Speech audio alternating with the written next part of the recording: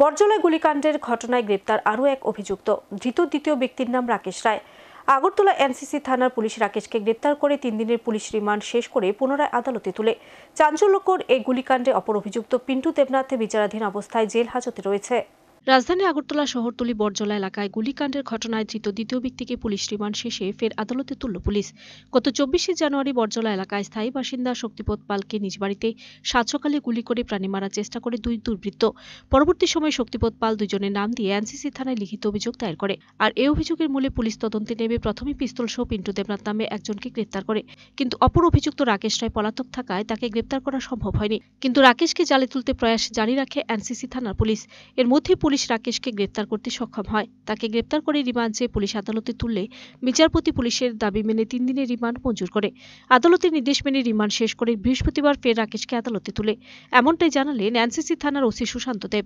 এখন দেখার বিষয় শহরতলি এলাকায় চাঞ্চল্যকর এই গুলিকাণ্ডের ঘটনার প্রকৃত রহস্য আইনি প্রক্রিয়ার মাধ্যমে কতটুকু উন্মোচিত হয়, তার দিকে এখন তাকিয়ে রয়েছে গোটা বরজলা এলাকার নাগরিকরা।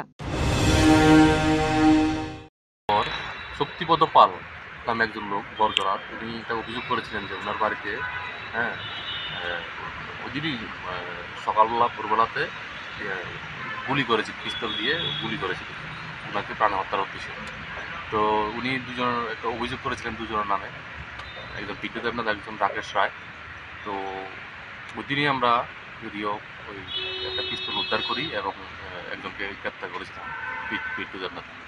তো গত রাকেশ রায়কে আমরা পরে গত 5 তারিখ আমরা অ্যারেস্ট করি এবং একদিন পুলিশ রিমান্ডে ছিল।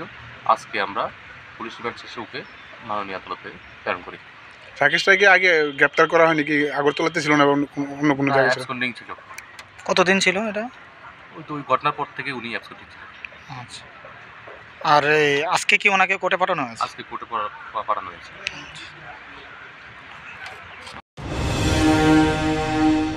Video report search India.